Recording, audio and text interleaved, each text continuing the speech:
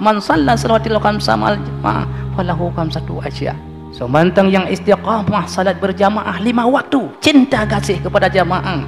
Bahkan setiap selesai salat kemudian, ya Allah, umulun ya Allah yang negeri untuk sisanya bersabi-sabi bertetap long lang salat berjamaah. Sisa umulunnya ya Allah yang mantang negeri untuk kena bertetap long ya Allah dalam salat berjamaah.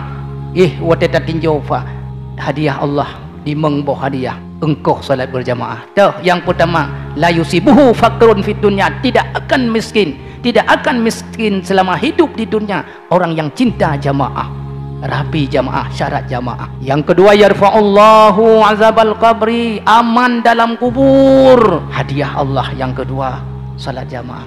Yang ketiga, yu'ti kitabahu biyamini, sehingga watatanya tamang surga gejo SK di Allah lewat malaikat ruh dacok ngejarauneun, itu hadiah Allah.